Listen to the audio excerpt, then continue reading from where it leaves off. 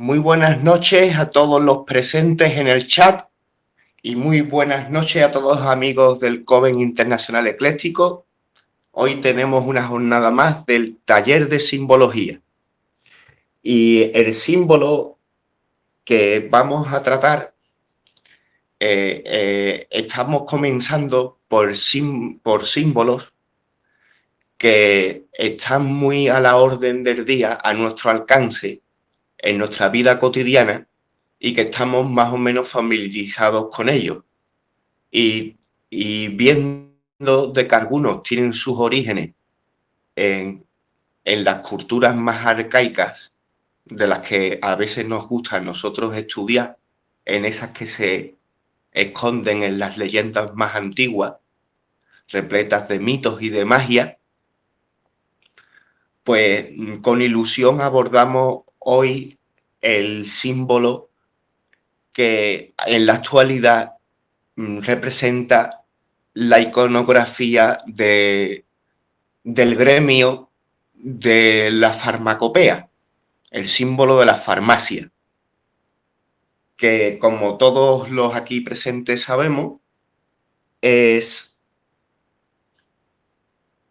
un cáliz, una copa que tiene enroscada una serpiente. Y cedo la palabra un poco por si alguien quiere cogerme el relevo.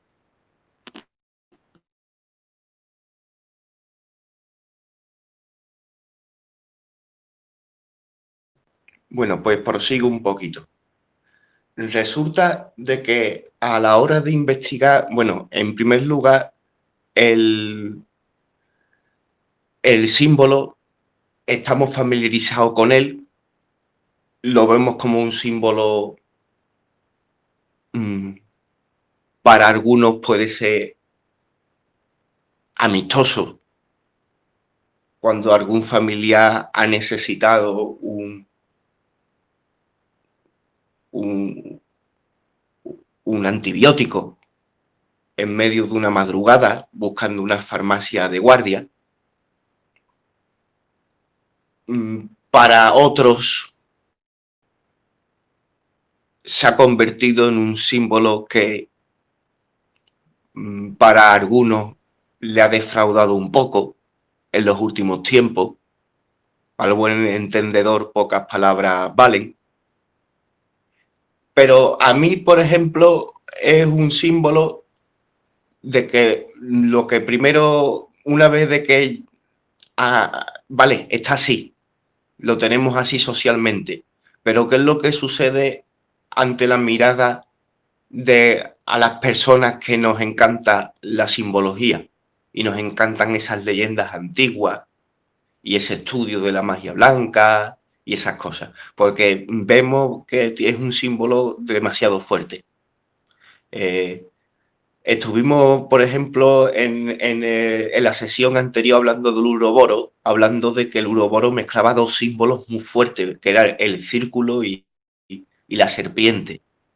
Y este también está mezclando dos muy fuertes, que otra vez encontramos la serpiente y el cáliz o la copa, que de por sí misma tiene, si dejáramos simplemente el cáliz y hubiéramos titulado, en vez de la copa de, hubiéramos titulado simplemente el cáliz, pues también se podría ser un punto de partida desde una sesión del taller de simbología.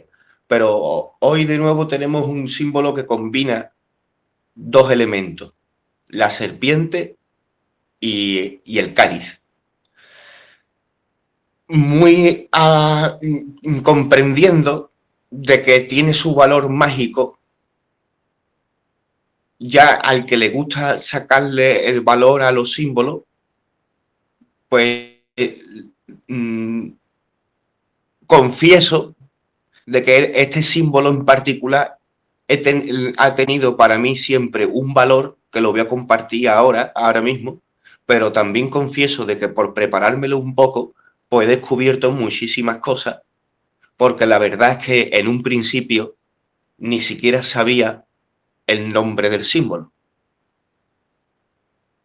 Simplemente comprendimos de que, de que era buena idea comenzar por símbolos que tenemos a nuestro alcance y que comprendiéramos de que tenían su origen en el mundo del misterio y en las escuelas del misterio.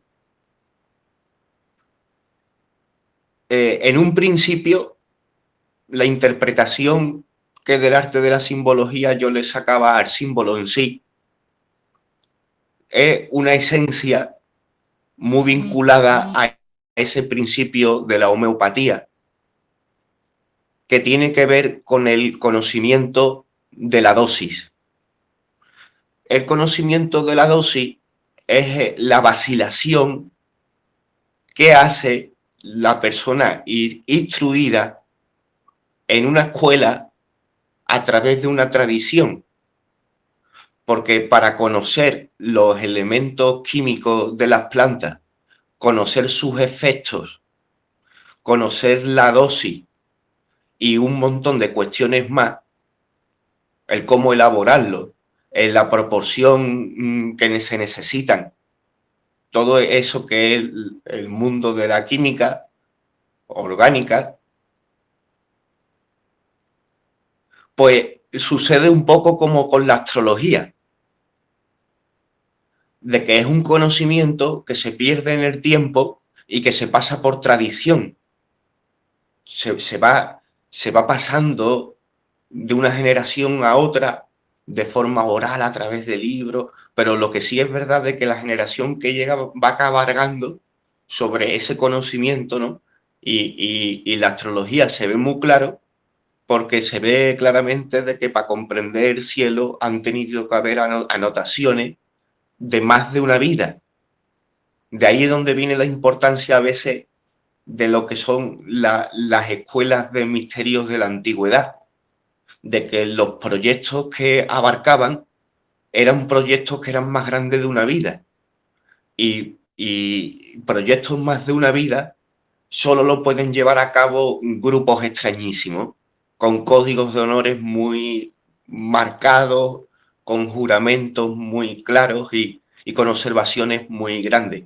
Y veremos qué vínculo tiene el símbolo con eso, ¿no? Y el tema de lo de la dosis es muy curioso, porque en la homeopatía, que trabaja con elementos como el mercurio, el arsénico, el selenio, se ve claro el juego que hace, comprendiendo o dando a entender de que ciertas drogas, ciertas sustancias, ciertos elementos químicos causan el bien o el mal dependiendo de la cantidad en que se suministra en el cuerpo. Pero cuando se está hablando de elementos aparentemente venenosos, pues salta rápidamente la alarma. Pero el conocimiento de la dosis es un conocimiento muy curioso que va a lo más profundo. O sea, de que cualquiera diría de que el deporte es bueno y de que beber agua es bueno, pero sin embargo la frase, desde un punto de vista muy quisquilloso, la frase esa todavía no está todavía cerrada. El deporte es bueno siempre y cuando no se practique en un exceso que te pueda llevar a un desgaste de tu esencia vital o que te pueda llevar a una lesión, por ejemplo, por poner un ejemplo. Y que, por ejemplo, el tema del beber agua, el beber agua es bueno, pero la verdad es que a nivel académico no se llegan a poner de acuerdo bien entre cuánto es bueno y cuánto es malo. Y hay veces que se ha llegado a recomendar e incluso beber 4 litros de agua diario, y algunos médicos de nuevas tendencias de los estudios que hay sobre la mineralización en el cuerpo para, por ejemplo, prevenir dolores como la fibromialgia, esos estudios que hay a través del magnesio y a través del control de observaciones de tu propia orina y ese tipo de cuestiones, pues te dan a entender de que verdaderamente durante mucho tiempo los consejos médicos han exagerado sobre la cantidad de agua que se deba o no de beber. Y en ese sentido homeopático, en el recuerdo de todos los brujos y todas las brujas que hemos vivido en montones de épocas, tenemos ese recuerdo de enganchar a la bicha, de enganchar a la víbora con cariño, ¿no? Porque previamente incluso se le ha ayudado a alimentarse el que la tiene, y la cogen y la coge y se hace el gesto para sacarle el veneno, de hacerle que muerda con la cabeza, que muerda con los colmillos el filo de la copa. Y así a través de los colmillos, como la serpiente, escupe el veneno y lo acaba sosteniendo en la copa. ¿Y qué es lo que sucede? Lo que sucede es eso, ¿no? De que la homeopatía, el médico, la persona que ha entregado su vida a ese tipo de estudios, que pertenece a una tradición, que ha experimentado en cadena de tiempo durante tal vez un milenio o quién sabe, pues tiene ese conocimiento, el conocimiento del saber curar incluso con el veneno de serpiente. Y eso está ahí en un principio, pero hay más cositas que pueden llegar a surgir, pero de momento yo voy a ceder la palabra.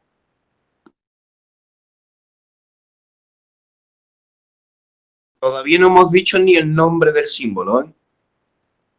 Ahí queda la cosa. Hay mucho por decir.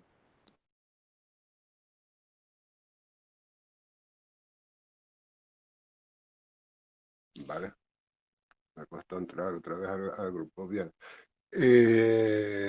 Sí, lo que acabas de decir está acertado, aunque a mí me gusta irme a los orígenes de Higia como diosa de la salud o de la sanidad, más bien. El concepto de salud, sanidad no es.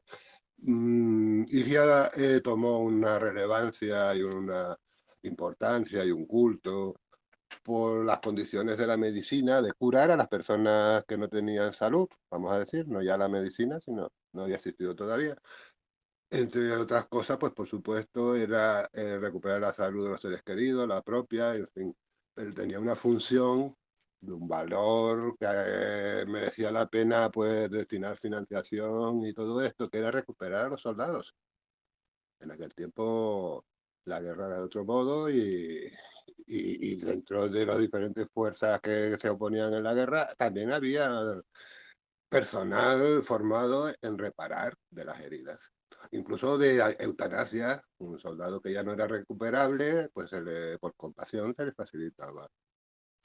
Y de ahí surge el culto a esa actividad que será Higia, como lo acabas tú de descubrir. Y en al romanizarse, ya en Roma, eh, el nombre que recibía era Salud, que se aproxima más a nuestro concepto de salud actual. Y de ahí, en esto, con estos antecedentes, se inspiraron y fue en el siglo XVIII, 1700 y poco, el poco no me acuerdo, cuando definió el anagrama, el logo asociado a la farmacia, que es justamente el que acaba de describir, la copa y la serpiente. Y no me parece, si te vas al siglo XVIII, la curiosidad de aquella época, pues, pues, masones, o había como un atractivo a los periodos clásicos, al Egipto que se estaba descubriendo en aquel momento y demás, le llamaba mucho la atención la simbología de aquellos periodos antiguos. La copa seguramente se conocía que se podía significar, es completamente femenino. O hay una gran unanimidad en los que analizan este tipo de asuntos, la La simbología. diosa, la diosa sí era representada con una serpiente enroscada en una mano y una copa en la otra, ¿no? Es posible porque hay varias versiones para representar a Higia. Normalmente Higia era una figura materna que consolaba el dolor, la angustia de las enfermedades y de las heridas. Más que la búsqueda del remedio, era el consuelo de las personas que padecían. Y el verde, yo lo he visto, bueno, lo buscando, representaciones como una especie de esponja en la mano, en su mano derecha. Esponja era no solo para lavar, sino también para aplicar ungüentos y demás. Eh, en el siglo XVIII es cuando el símbolo, yo creo que es intencional, la serpiente y la copa no es casual, no, aunque queda bien, tiene pero creo que se conocía cuando se adoptó como símbolo de los farmacéuticos. La farmacia era la fabricación de los remedios. Se hacían en el pueblo donde tú vivieras, con el mar que tú ibas presentando, y decías, pues nos vamos a mezclar. El que sabía de esto hacía las fórmulas magistrales en su laboratorio, en la tienda, vamos, en la farmacia. Y de ahí la copa. La copa es como el crisol, el que recibe los componentes del cual va a salir el remedio. Y la serpiente es la sabiduría, es la protección, porque la serpiente es terrible para el enemigo, pero si tú eres su amigo, la serpiente no, vamos, te aporta un enorme beneficio y según la tradición, de tipo de sabiduría. Bien, si no te enfrentas a ella, claro. Y el ejemplo que has puesto de que el veneno de serpiente es remedio, también es correcto. Es cierto, vamos, que está muy documentado ese aspecto también. Entonces, en la farmacia actual, o la industria farmacéutica, en fin, lo que cumple ahora esa función, pues se ha alejado tantísimo que nos cuesta encontrar paralelismos. Pero de hace 2 o 3 siglos para atrás, hasta la antigüedad, sí que hay una continuidad en el que estos símbolos están relacionados. Y la mujer en la labor de procurar salud es muy significativa como función femenina, o se le asignaba la función de cuidados de la persona más indicada para la atención de ancianos y personas débiles. Y, y de ahí pues se destacan valores eh, como modelos, claro. Luego está la serpiente con su significado viril y de protección y dando apoyo a esa labor de sanación. Es constante, llevamos 2500 años más o menos con esta relación de símbolos haciendo su trabajo. La función de que también comunicaba a través de la alegoría estos contenidos que ahora nos llevaría una redacción de 3 folios, en aquellas épocas el símbolo era un ideograma, plasmaba todos estos contenidos de una forma tradicional, se lo explicaban unos a otros y entonces servía de referente, recordaba cómo se lo explicó la persona que conocía el significado y así es como iba perdurando de generaciones en generaciones hasta hoy. Algo que sí me queda claro es de la existencia en algún momento, en algunos lugares de Jonia y de la península Egea, la antigua Grecia, la existencia de algún que otro templo dedicado a la diosa y con sacerdotisas estudiando el tema de la curación a través de las plantas. Hasta ahí sí he llegado. Y también el comprender un poco su situación en el panteón griego, como hija de Asclepio, hija de Esculapio, el padre, también un ser mitológico, dios, y fundador también de otros templos también dedicados a la medicina, también con un símbolo correspondiente que también lo encontramos, por ejemplo, en las ambulancias de aquí de España, que es la barra de Asclepio, que también ahí lo podemos tratar un día, es interesante, lo podemos tratar. Y, y curiosidades que, de informaciones que aparecen y que se pueden encontrar. A veces la llaman diosa menor, Y la llaman diosa menor por el hecho de que no era una diosa demasiado seguida, aunque sí que haya tenido hasta, hasta que llegó a ser adoptada por Roma, ¿no?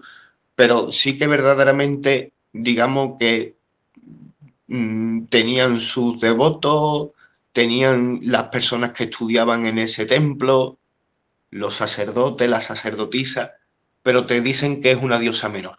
Te da a entender de que había diosas más populares como Artemisa, como Atenea, que se consideran diosas mayores, porque tenían festividades más amplias, muchos devotos, muchas pasiones, ese tipo de cuestiones. Pero me llama la atención, por ejemplo, que Artemisa sea una diosa mayor, tiene lógica, ¿no? Y tiene lógica porque la quieren hacer ver de que es la diosa de la caza, pero es totalmente dueña de la luna en ese parteón. ¿Y por qué? Porque vemos de que formo parte de esos que piensan que las diosas son todas divisiones de una diosa más arcaica todavía. Y, y buscando, ¿no? Me llama la atención eso, ¿no? De que Artemisa, lo curioso de que también es el nombre de una planta, ¿no? Y sabemos de que en la mitología griega montones de dioses y de diosas se transforman en plantas, como por ejemplo Dafne que se transforma en laurel, etcétera, etcétera, ¿no? Pero lo curioso es de que quien bien tuviera que conocer ese tipo de mitología de los dioses y las diosas que se habían transformado en plantas, y quien bien tuviera que conocer todo ese tipo de leyendas, precisamente serían los sacerdotes y sacerdotisas del templo de Higia. Lo digo porque se dedicaban a estudiar las plantas, ¿no? Y como algo curioso también es de que se llega a decir de que en un comienzo muy antiguo, en épocas muy arcaicas, muy prehistóricas de esa población griega, te dicen de que Higia llegó a ser un epíteto de Atenea. ¿Y qué es lo que quiere decir eso de ser un epíteto de Atenea? Resulta de que incluso en nuestros días perduran ciertos cánticos que han sido guardados incluso en secreto a través de toda la Edad Media, y a nuestros días han llegado algunos cánticos griegos en donde yo no sé de que te dice de que Higia fue un epíteto de Atenea, pero alguno que otro he llegado a oír que ha sido representado en el presente intentando salvar los obstáculos que pudieran ver si eso se ha desvirtuado o no se ha desvirtuado, ¿no? Pero he visto, por ejemplo, uno que se hace a Baco, a Bache, y lo curioso es que te dicen que Baco es Dionisio en romano, y sin embargo, en ese cántico a Dionisio, en griego, se dice en griego perfectamente invocando a las ninfas, invocando a las musas, invocando a Baco, y esa es la traducción del comienzo. Y luego continúa, dice, invoco a Dionisio, invoco al dios triple, triforme, trimurte, invoco, invoco, y todo, y te da a entender de que es un cántico muy primitivo, y, y, y que todo es a Dionisio.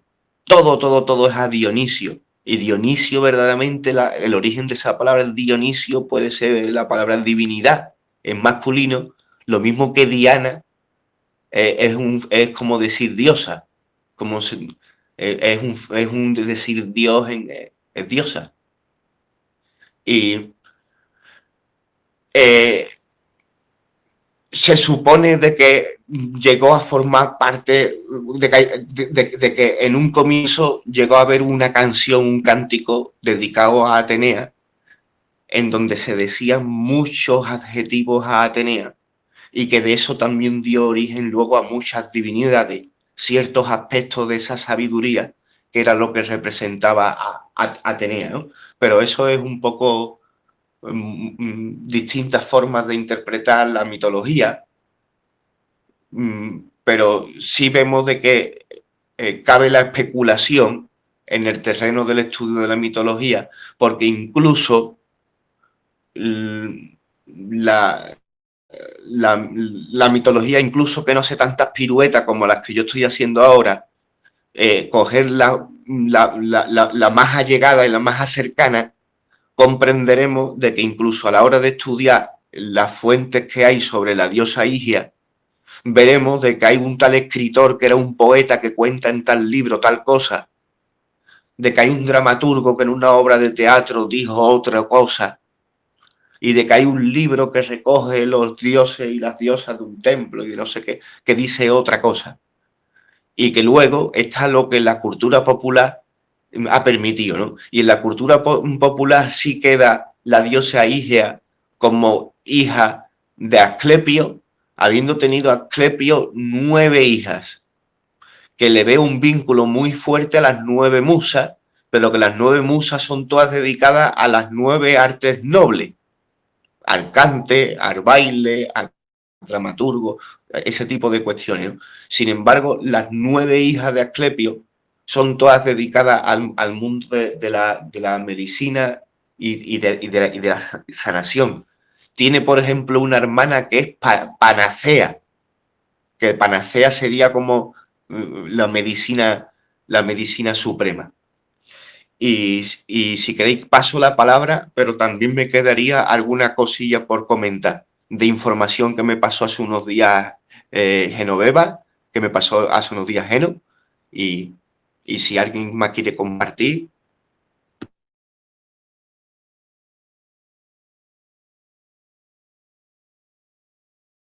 Bueno, y nadie... Yo solo quiero aportar para sumar, ¿sabes? En los momentos actuales, en la actualidad, cuando un gobierno o una organización supranacional quiere implementar algo nuevo, una forma de hacer política nueva o de cambiar costumbres por razones X, pues se reúnen, hacen un simposio y luego ahí salen conclusiones y esas conclusiones luego son operativas, son como leyes que se ponen en práctica más tarde. Yo qué sé, tengo en mente ahora la Agenda 2030, es un buen ejemplo para esto. En la antigüedad, el equivalente, cuando tú querías potenciar la sanidad en una determinada zona, construías un templo y se lo adjudicabas a una divinidad. Y entonces alrededor de ahí iba gestándose por atributos, por fe, por proyección, una serie de valores relacionados, en este caso que se me ocurrió, sobre la sanidad, y se impartían al público ciertos hábitos saludables, ciertas mejoras en las costumbres y demás, y siempre avalado, legitimado con la figura que se ha deificado, la diosa, en este caso, Higia. Eso ya era corriente en los tiempos de la Grecia clásica, hace 2500 años, por redondear. Yo lo pongo en conjunto, que ocurría en el entorno hace 2500 años, y me viene a la cabeza Egipto, Isis. Isis era otra cultura, por supuesto. En lugar de sectorizarse, deificando cada una de las áreas a promover, pues venía todo conjunto en una sola figura. A esa figura se le asociaba la bondad, la petición de buenas intenciones, ¿sabes? De fortuna en un determinado comercio, o lo que fuera, durante una batalla, ante una enfermedad seria de una persona, se le pedía a la misma figura. Y era femenina y era Isis. Isis, si lo analizas, pues la relacionas con Osiris, con Horus, con... ¿Vale? porque era otra cultura, son otros nombres, pero los valores y las intenciones eran las mismas. Las necesidades humanas eran las mismas. Encontraban soluciones según lo que tenían a mano. De este comentario quiero resaltar la funcionalidad. En aquella época estas cosas sucedían por un motivo funcional, práctico, de resolver cuestiones casi cotidianas.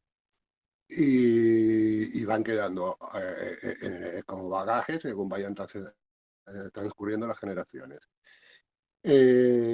Ahora mismo podríamos plantearnos dos modos, dos formas, dos hipótesis. Una puede ser que las culturas surgen de forma espontánea en diferentes puntos, sin contacto entre ellas, sin conocerse mutuamente.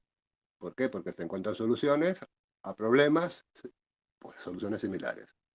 Y la otra opción sería que hay una genealogía en la que una cultura es imitada por otra posterior, esa a su vez se deriva en las que vinieran luego hasta el día de hoy. Con lo cual, pues, yo creo que lo que sucedió en realidad sería una combinación de las dos opciones, ¿no? En algunos casos serían genuinas, se debían a sí mismas, y en otros casos, pues, se iban aprendiendo o se iba trasladando población con esos conocimientos adquiridos en la previa y la desarrollaban en sociedades posteriores.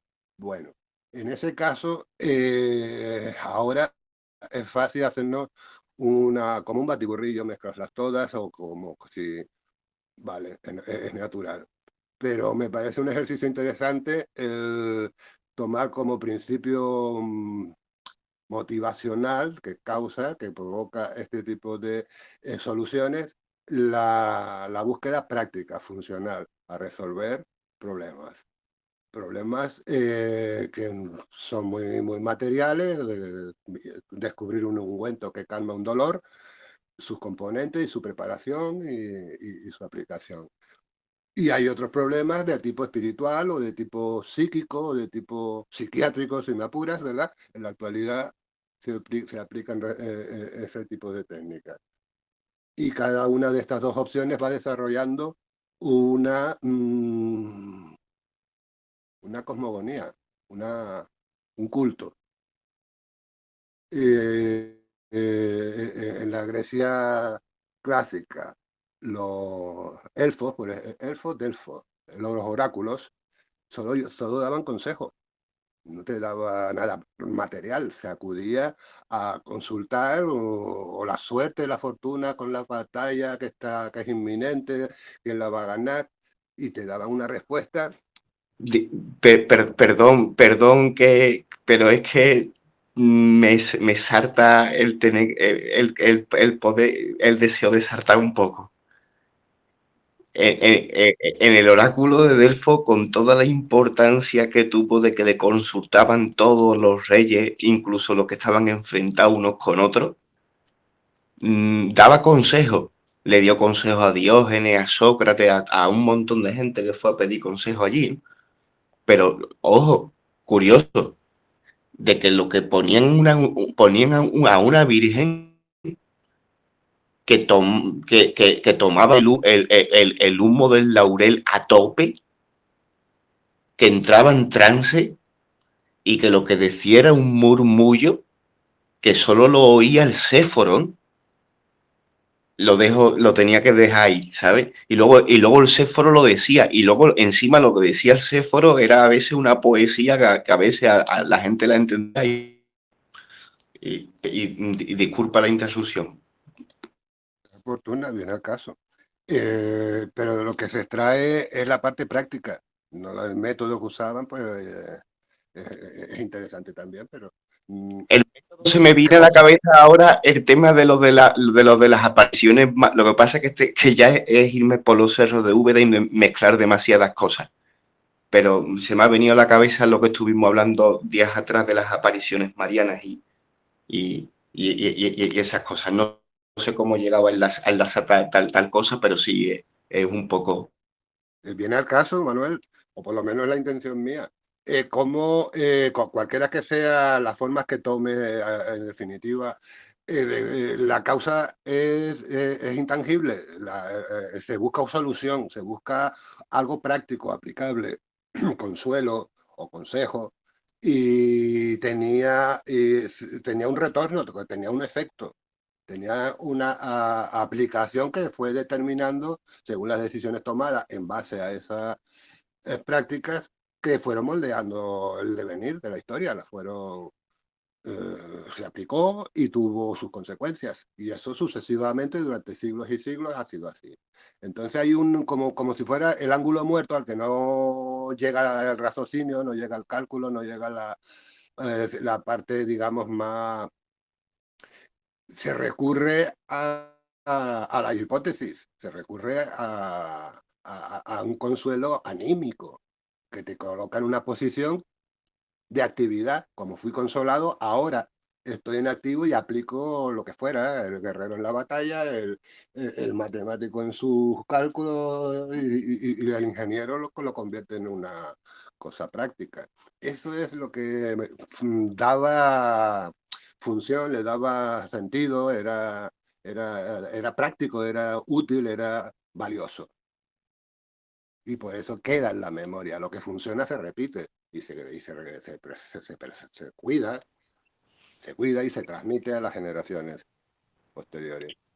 Pues voy, Quiero decirte que en aquella época tenía sentido y hoy en día ha cambiado la cosa. Al final podría contrastar todo esto de la antigüedad con la actualidad, en donde estamos bastante despistados, porque la funcionalidad práctica, racional y cartesiana por sí sola no lo resuelve todo, todavía hoy en día.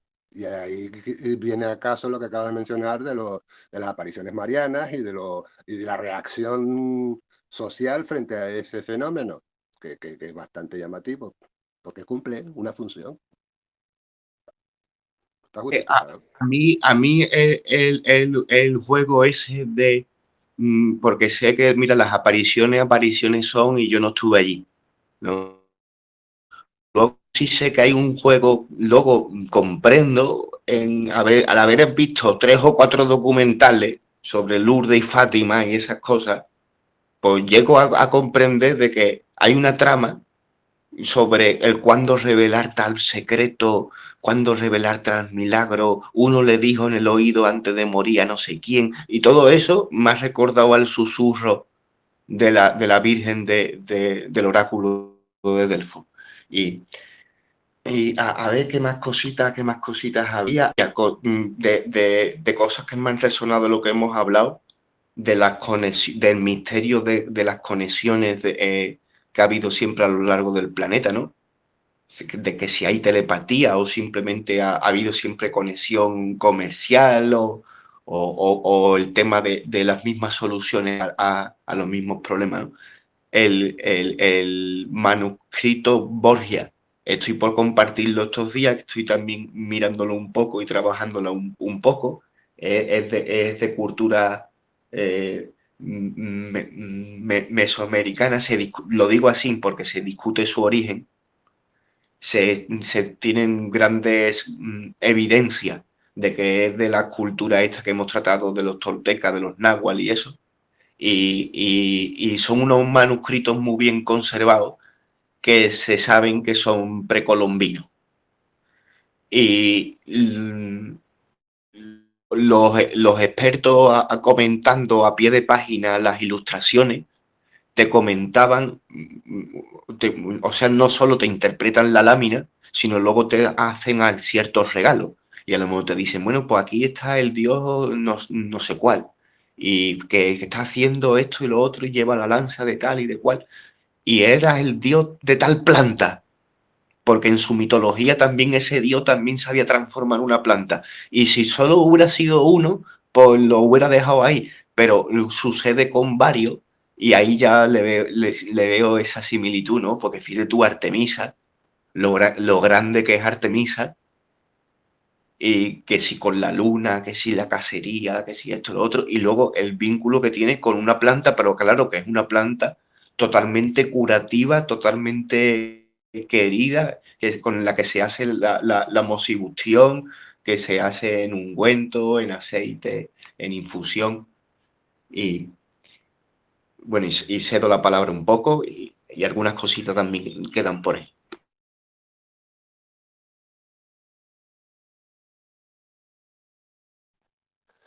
eh, la función del el prestigio del que te da una información es bastante significativa. La solución que te ofrece va unida al prestigio de la persona que te la ha ofrecido. Y el efecto de curación, de sanación, está en relación con esto. Si se descubre que y a lo largo de los miles de años el ensayo y error ha funcionado y se descubren pues, de plantas que la hoja de esta planta combinada con aquella raíz consigue la cicatrización de una herida y efectivamente es así, es así. Pues ese descubrimiento, para no perderse, tiene que atribuírsele una categoría, un rango, lo elevan a un nivel parejo a alguien de mucho prestigio, y qué más prestigio que la diosa, el dios, o, y de algún modo el efecto placebo está relacionado con esto que estoy diciendo. Eso sucede en todas partes me refiero a culturas de todos los continentes y en cualquier época. Y queda en la memoria, por, entre otras cosas, por la necesidad del trasvase generacional, que las generaciones futuras sigan disfrutando de esa planta que hace esa curación. El prestigio es la palabra clave para asociarlo al objeto que efectivamente tiene cualidades curativas, pero perseverar en el tiempo en el uso de ese remedio. Es una confianza que se le pone encima, es un atributo. A esa planta se le asocia un atributo de prestigio, de elevado. Se protege con leyes los lugares donde esa planta crece o donde esos recursos se encuentren en general. Y está en la mente humana, está en que cualquier sociedad, cualquier característica que tengan, tienen estos detalles en común. Yo no sé si se llega a poner en los genes o qué, pero efectivamente las sociedades progresan con ese recurso, asociando un valor superior a un objeto cotidiano. De otro modo se quedaría en la ignorancia, o se olvidan, o se confunden, pero si tú lo conviertes en sagrado, ya no ocurre eso.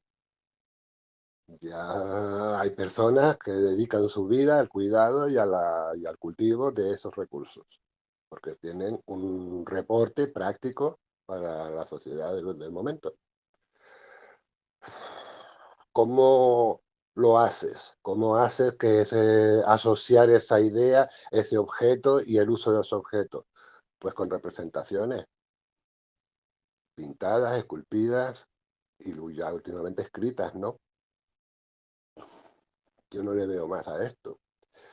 La pregunta, ¿por qué la serpiente es un atributo sagrado de Shiva desde tiempos inmemoriales y también lo es de Higia y también lo es de la cobra de los faraones? En fin, que se la llevan en la frente. El tercer ojo le atribuyen, pues sí, a mí me llama a responder a esa pregunta. ¿Cómo sociedades están en América, la serpiente es sagrada y tuvo, ¿no? Periodos de un gran prestigio asociado a su... Pues sí, sí. Esa es la cuestión que nos tiene aquí.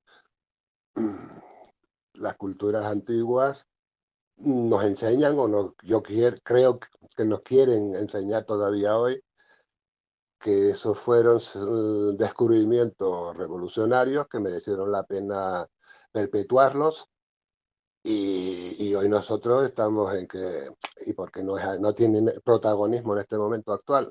Pues bueno, corremos el riesgo de que esta sociedad y este mundo que vivimos en este momento también cumpla el destino de otros imperios y de otras sociedades, de otras civilizaciones que declinan y desaparecen. Si no quedó en la memoria o se cortó la memoria en este momento actual, el futuro está comprometido. Esa es la cuestión. ¿Por qué? Porque ya no representamos simbólicamente. En la actualidad no. Ahora tenemos a Windows, bueno, Microsoft y todas estas cositas que son iconos, que son memes, que son tal, pero que en mi caso concreto, yo puedo decir aquí que tengo esa inquietud. O por ahí me motivo a entrar en el lenguaje simbólico, mistérico, no sé cómo llamarlo, pero ya sabemos de qué estamos hablando. Y la magia, por supuesto, también está vinculada a este razonamiento. O como forma de pensar y de encontrar soluciones, y de encontrar alternativas de avance que tenemos los humanos desde atrás, heredados ya, nosotros actuales, heredados de todos los anteriores. Y ese es el interés actual por el conocimiento expresado simbólicamente. Estamos rodeados de enciclopedias que no entendemos, pero que podríamos utilizar. Bueno, sin ánimo de cambiar demasiado de tema, me parece que mañana Natasha tiene preparada una meditación y me parece que el viernes que viene tal vez nos deje una clase introductoria a la astrología. ¿Pudiera ser así, Diego? Sí, yo me gustaría, en una charla inicial, que puede ser próxima, es solo una presentación de cómo he descubierto yo la astrología y poniendo las bases de cómo se pueda continuar en un futuro, porque es bastante extenso. Yo he descubierto que es bastante más extenso de lo que yo mismo creía y yo me creía conocedor.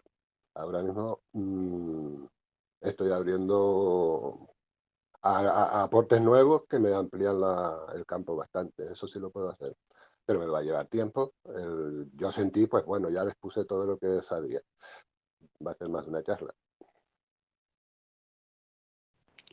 Pues mira, los últimos datos de los que me gustaría a mí aportar en esta sesión de simbología de la Copa de Igia es referente a la información que me ha compartido Geno. No sé si Geno también quiere comentar un poco sobre el tema.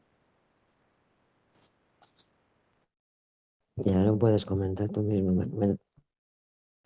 Bueno, pues le voy a dar, le voy a dar cañita porque me ha llamado la atención y si es algo que lo he tratado. Geno me mandó la información sobre una de las leyendas de San Juan el Evangelista, en donde es representado con una copa y un dragoncito dentro de la copa. Y me llama la atención porque era otra cosa de la que no le había prestado la atención, ¿no? Y mirando la información que me compartió, era muy cierto lo que decía ese autor, diciendo de que San Juan el Evangelista, dentro de la cultura católica, es representado a veces como un águila.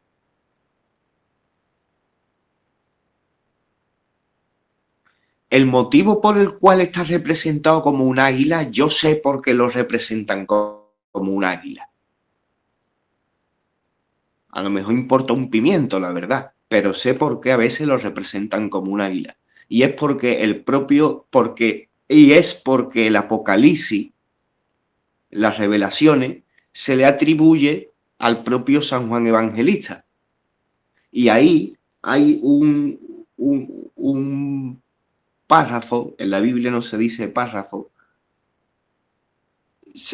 que te cuenta un proceso totalmente astrológico contando cuatro casas importantes que forman la cruz dentro de la astrología.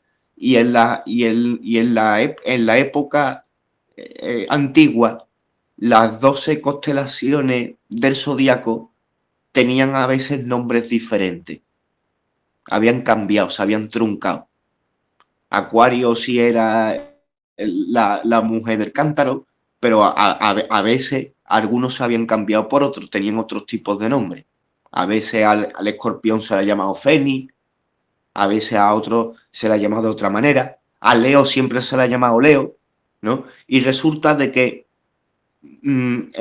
como hay 4 supuestos evangelistas, la Iglesia Católica, luego por otro lado, sin haber escritos de ningún lado, te cogieron a los 4 evangelistas y los pusieron a cada uno, formando esos 4 pilares descritos en el Apocalipsis, y en la parte del águila te pusieron a San Juan. Y a partir de ahí, en montones de representaciones de San Juan, evangelistas, le ponen a veces el águila, ¿no? Pero resulta de que el escrito ese que me compartió Geno te decía, oye, recordad de que también hay otra representación de San Juan Evangelista que es más arcaica, un poquito más arcaica, un poquito más atrás, que es San Juan con la copa y un dragoncito dentro de la copa. A mí me llamó muchísimo la atención porque hay un señor, ojalá recordara su nombre, un youtuber, un señor estudioso de la historia alternativa, que hizo un trabajo hermoso sobre la parte de la Catedral de Sevilla en donde está la supuesta tumba de Cristóbal Colón. Y en la Catedral de Sevilla hay unos pocos de reyes de la antigüedad española enterrados ahí abajo, pero a Colón no lo tienen abajo.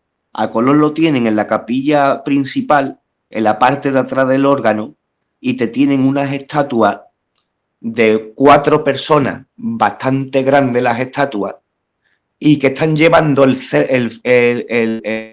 ataúd de Cristóbal Colón, y en ese ataúd es donde se supone que está Cristóbal Colón.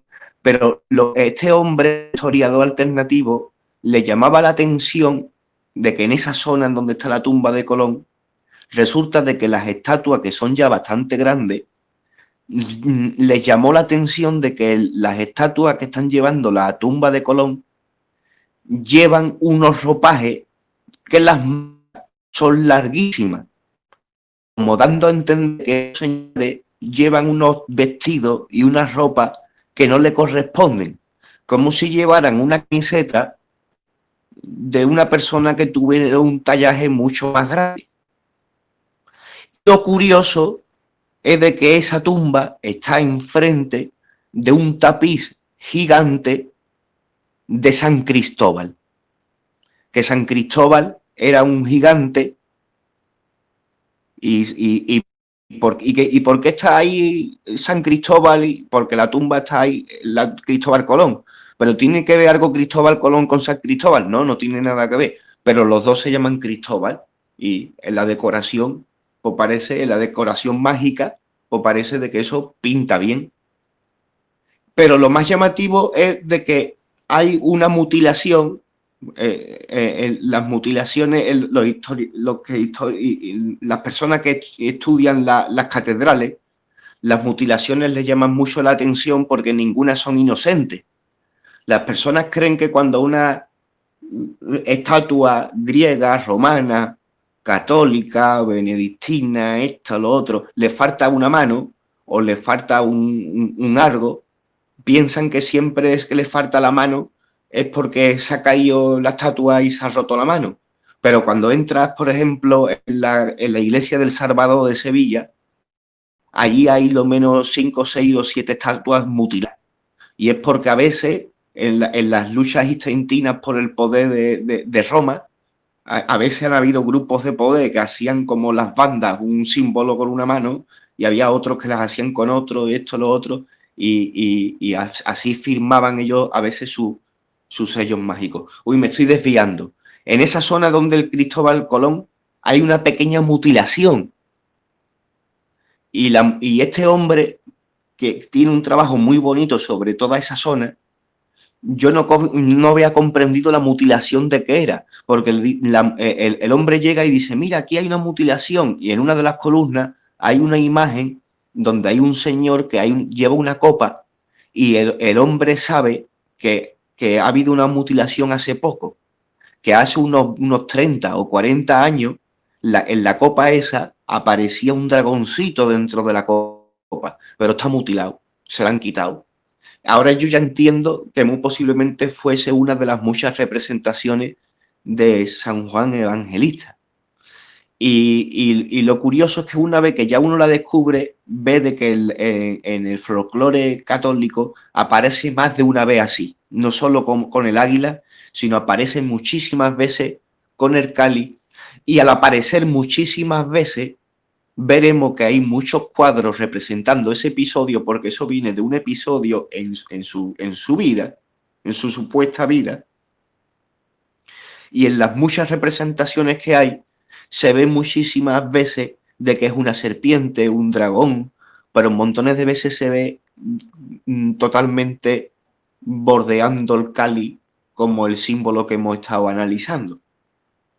Y me llama la atención porque investigando el tema, en la documentación compartida, se viene a referir de que ese episodio de San Juan Evangelista solo existe en una de los libros escritos sobre la vida de los santos de la Iglesia Católica, pero en uno de los primeros. O sea, la Iglesia Católica a lo largo de la historia ha dedicado ciertos volúmenes a la vida de los santos, pero hay uno que es el primero, que se llama La Leyenda Dorada, en donde cuentan la historia de los primeros santos. Y en ese primer repertorio que da la Iglesia Católica, los santos que encontramos ahí son santos muy arcaicos y las leyendas que encontramos son leyendas muy antiguas.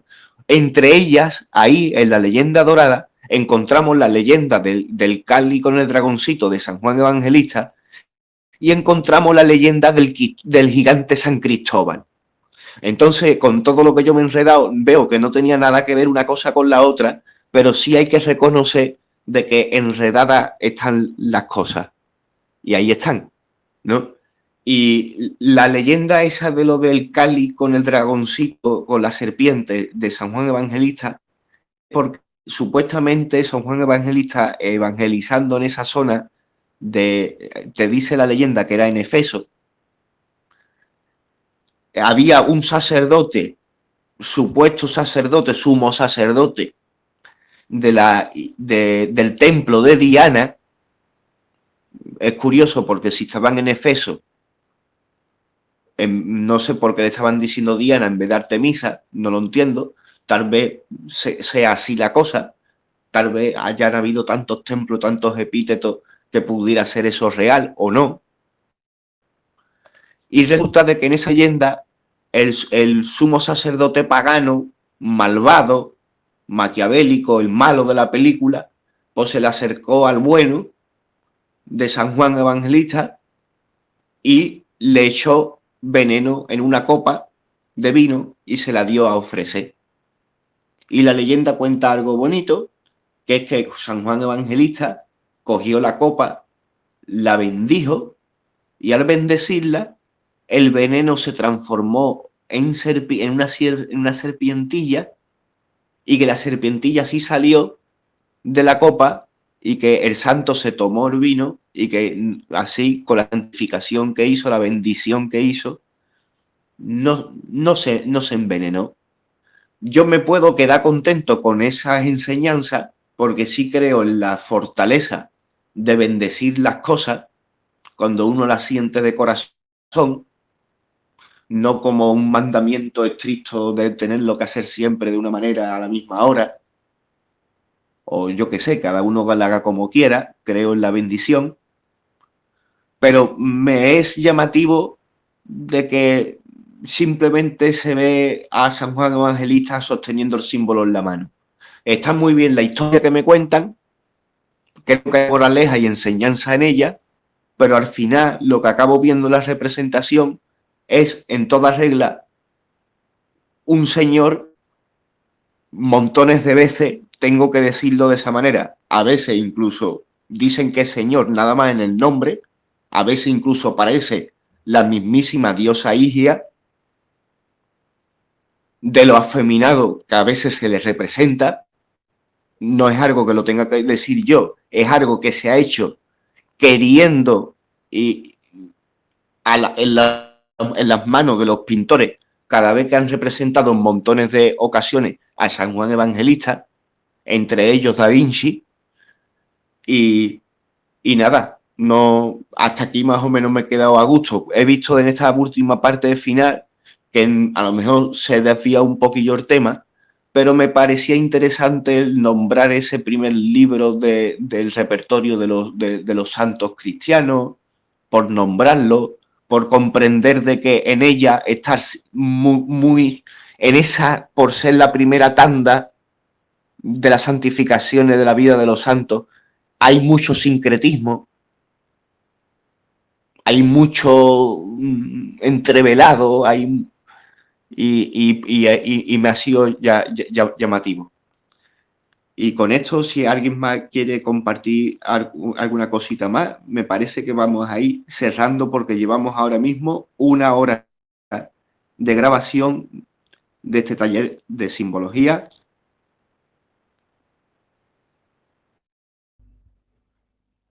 Sí, Manuel, buenas noches. ¿Me escucha? Muy buenas noches, Ignacio. Me alegro mucho de escucharte. Ah, qué bien se me escucha. ¿Qué tal? Bueno, no sé qué, yo llegué un poco tarde, pero me interesaba un poco el tema por el tema del símbolo, ¿no? Puedo aportar un poquito más de lo que se ve desde un punto de vista más, si quieren, esotérico. El cáliz, en realidad, es un símbolo del toroide, que es el campo, digamos, energético, electromagnético, que está en todos los seres vivos y en los mismos planetas. Los campos magnéticos y electromagnéticos tienen esta forma. Y también es como un símbolo de los agujeros negros y agujeros de gusano, hablando en términos de física. Lo van a ver representado desde siempre, o sea, desde las pinturas de Adán y Eva, que ahí la manzana representa el toroide y la serpiente lo va a comer, como aquí un cáliz que la serpiente se está engullendo al cáliz, ¿sí? Y lo mismo en la, perdón, en la historia de Jesús, igual hay un cáliz de por medio que para mí también representa el toroide, ¿no? El campo energético. Dicho esto, siempre la serpiente ha sido vista como algo maligno por el folclore católico cristiano. No creo que esté muy lejos de lo correcto, porque para mí representa este símbolo la toma de la conciencia de la Tierra por un parásito representado por un reptil, dragón, serpiente. Y es mucho de lo que ya se ve ya en el plano físico, cómo esta toma es evidente, ¿no?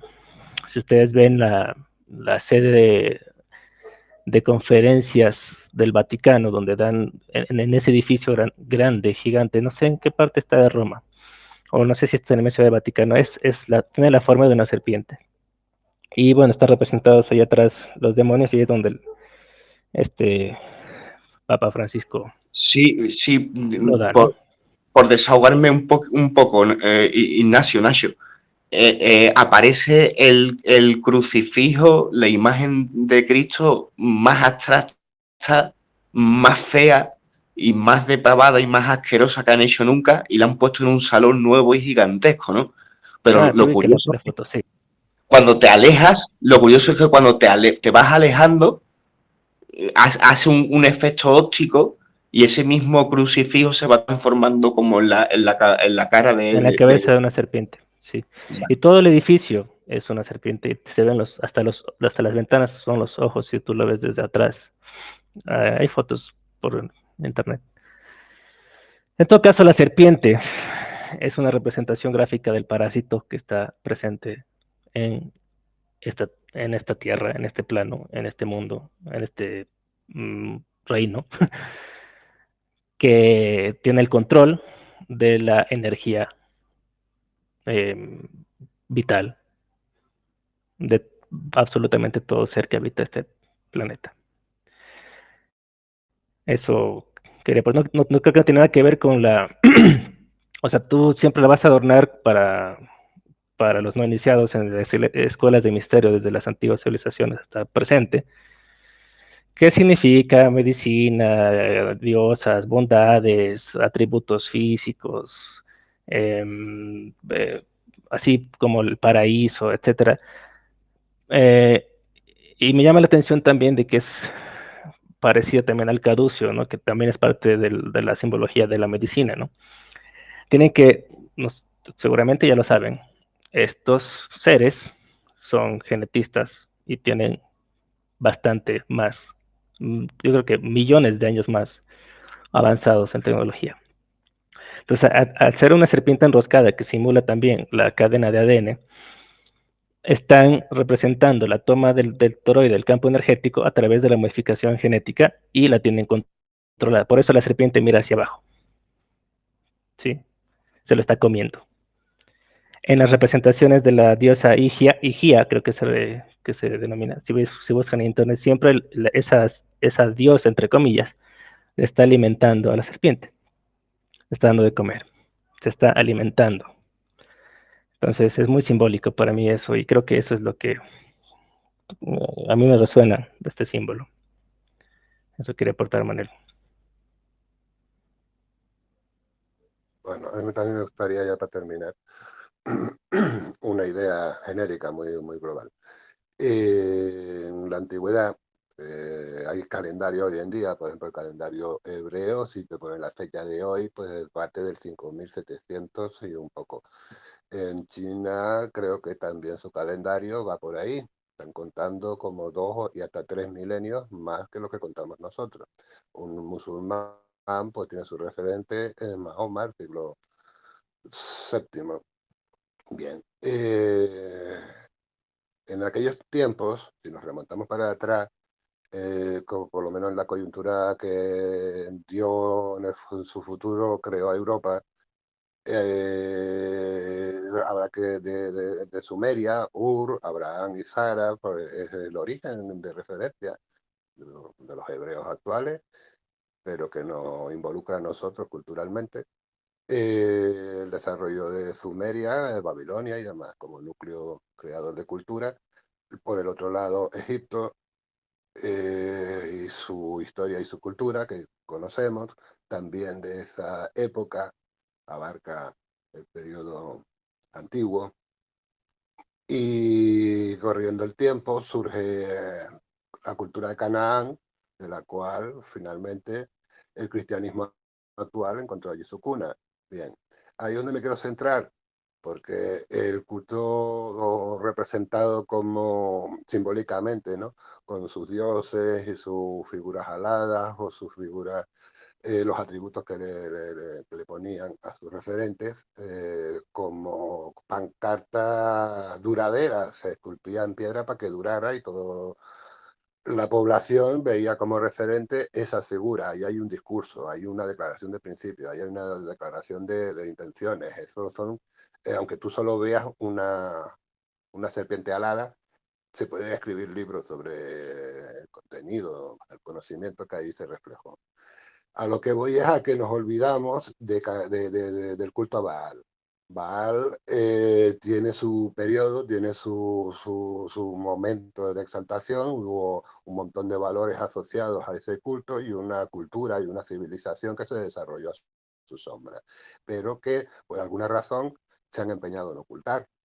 Es difícil, al curioso, al estudioso que quiera llegar a conclusiones, pues tiene que pasar por dominar mínimamente pues esas dos previas que fueron Sumeria y Egipto para descubrir a Baal.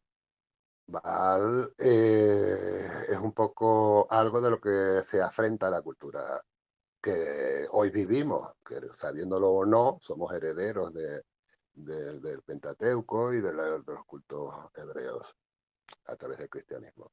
El cristianismo es una figura helenista, lo digo ya, no es semítico, no, se pretendió superar el culto hebreo a través de no de Grecia, Grecia confunde, es decir, la Grecia antigua, la Grecia clásica, ellos se llamaban el Hades a sí mismos, era cultura helenista, y son muchos pueblos asociados compartiendo idiomas y relaciones, en fin. De ahí es el cristianismo actual. Yo quería centrar o poner en el candelero a Baal como objeto a estudiar en futuras charlas que demos y la simbología que asociada a esa cultura, ya no digo el culto, digo cultura basada o legitimada en los principios deificados en Baal, porque de ahí bebió o llegó a estar relacionado con tanto con Sumeria como con Egipto. Y como referente a partir de Moisés, un egipcio, conquistando Canaán, impone unos códigos de ética y de comportamiento y de valores y de conductas creó una sociedad. Bien. Y ahí lo situamos rondando 500 a.C., hace 2500 años. Mucha de la simbología actual nos induce a confusión, contradicción, a desencuentros, por esos vacíos que son los borrones que se ha hecho sobre referencia a ese baalismo, me atrevo a llamar. Y lo propongo como orientación de que merece la pena de quitar esos borrones, descubrir qué hay debajo, porque probablemente encontremos una coherencia que en este momento no tenemos. Y la postura que acaba de exponernos Nacho, pues probablemente en algún momento futuro encontremos relación de descubrimientos con la tecnología actual sobre cuestiones de frecuencias, de vibración, de radiaciones, de comunicaciones, conectándolo con algo del pasado, borrado, pero que sucedió y que existió en el pasado. Eso como hipótesis de trabajo a mí me apasionaría bastante. Sí, pues digo, déjame decirte, el culto a Baal jamás ha sido borrado, o sea, y sigue bastante presente. Está tan presente hoy que es más fuerte que hace 6000 años. Baal, Satanás, Lucifer, todos los señores del mal son beatificados en esta sociedad, ocultos, pero se los sigue adorando, y más todavía. Es decir, si yo, es como que si tú fueras el presidente detrás de las cortinas, tú pones a unos al frente, pero el teatro es tuyo y tú eres el dueño del teatro.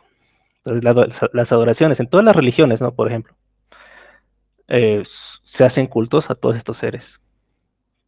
Les gusta o no admitirlo, es así, es así. Y tú ves en todos los monumentos masónicos, ritos masónicos, edificios antiguos, juegan mucho con la numerología, ¿sí? Pero esa numerología la invierten para generar un efecto negativo. Entonces, estos seres del mal se alimentan de malas energías. Por eso es que siempre consumen ese poder. Para mí, o sea, están más activos hoy día los ritos y cultos de estos seres que antes. Y para mí no es que se ha perdido. Eso quería decir. Sí, Nacho, tienes razón. No, yo no quise nunca decir que se hayan perdido, sino que están ocultos. Tienen un borrón encima para que no los veamos, pero sí que están operantes. E incluso me atrevería a exponerlo en una pugna, o no sé, eterna. Dependiendo de la voluntad del ejecutante, las cosas tendrán un carácter o tendrán otro, dependiendo de la voluntad. Si la voluntad busca satisfacción material, tiene su día. Y si la voluntad de otra persona que considera que gana más con una inversión espiritual, intangible, insustancial, de otro tipo de valores, pues lo mismo. Obtiene resultados a la calidad que su voluntad le ha exigido. En este momento la voluntad que domina es la que tú describes y ciertamente coincido contigo, que es aquí. el culto, los valores que defendió, que Baal suponía, se ha desarrollado de forma underground. Y yo no voy a decir subterránea, porque estamos acostumbrados a situar en las alturas al dominante, al hegemón. Yo creo que es el hegemón, la clase dominante, la clase enriquecida a costa de, ya sabemos, la que ha mantenido este culto, pues, del que obtiene beneficio. Obviamente su clase y su dominio está sostenido sobre esos valores.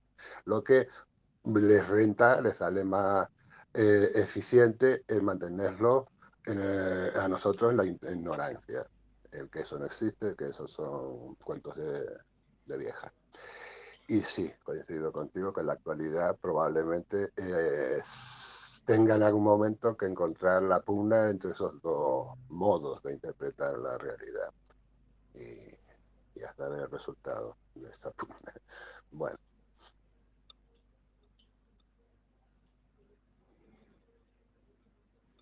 Sí, igual coincido. Digo, por eso el mundo está así. Ese es el resumen. No va a cambiar esto.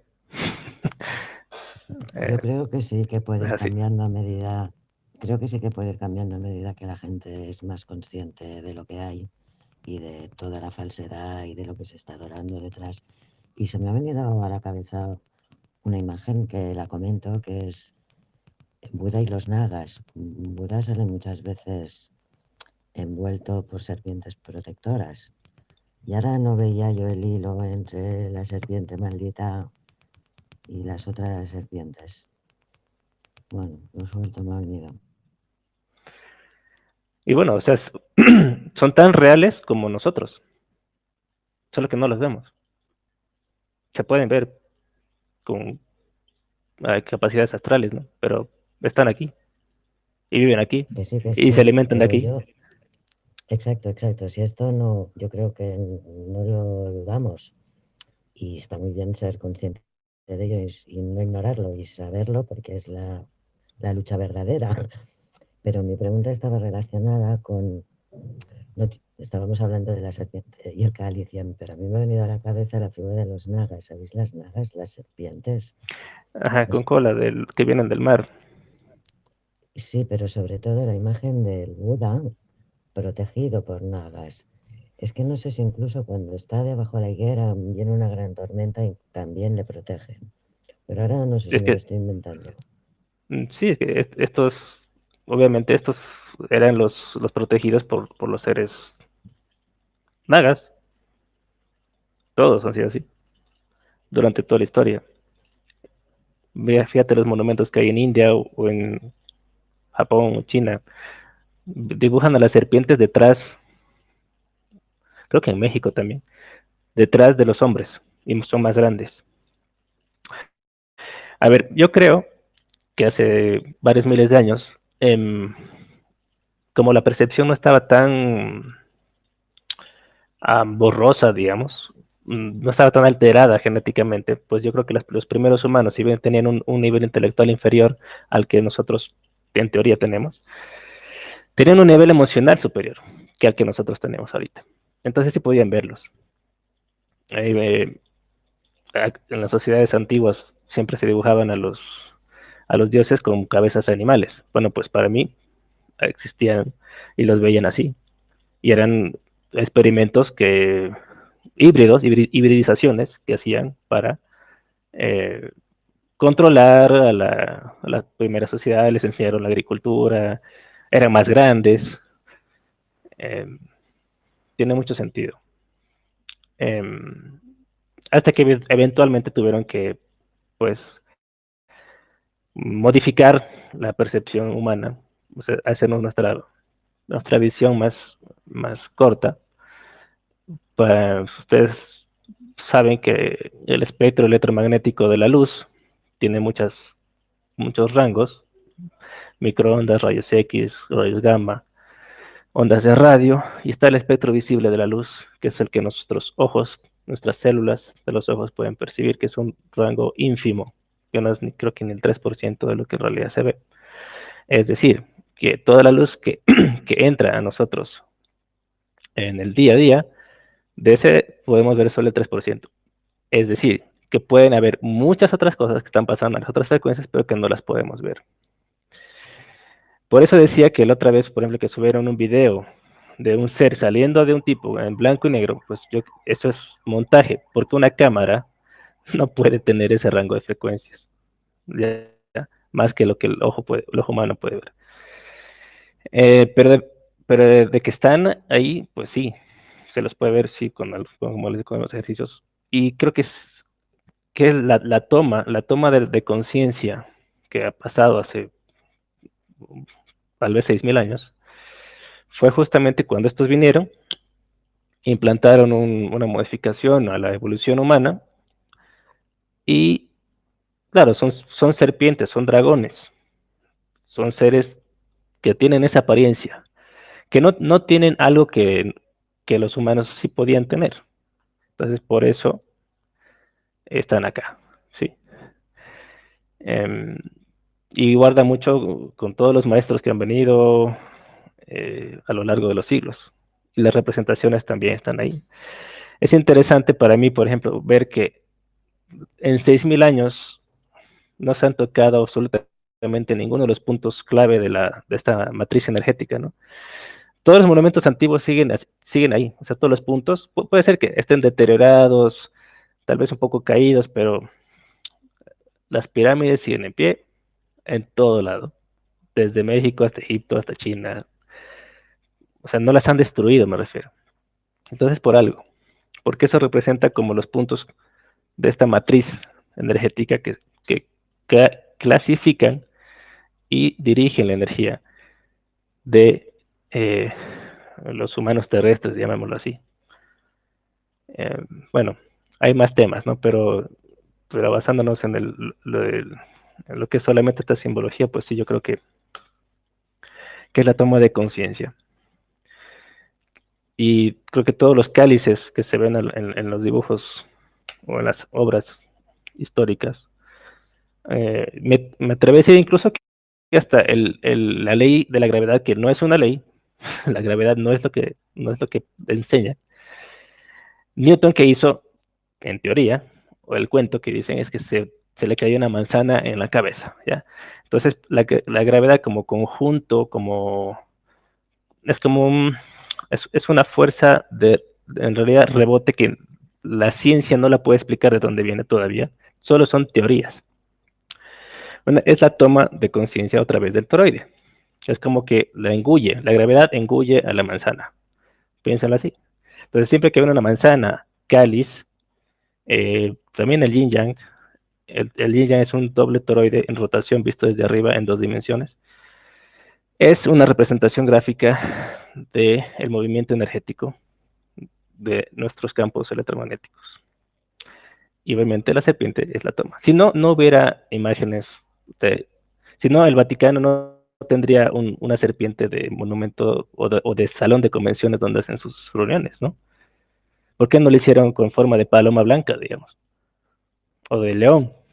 Tenían que hacerlo con de serpiente, porque eso es lo que son. A esos seres les dan su poder. Y bueno, otro rato podemos hablar de otros más símbolos, pero yo creo que hasta ahí está bien. No sé, Manuel, ¿estás ahí? ¿Te has dormido? No, siempre atento y con mucha alegría, que hacía mucho tiempo que no compartíamos este espacio juntos y nada, darte las gracias por la participación y darle las gracias a todos los presentes, que seguimos manteniendo la antorcha encendida para que se nos vea en la oscuridad. Sí, que se nos vea, que atraiga a los bichos y que se mueran con la luz. Exactamente. Bueno.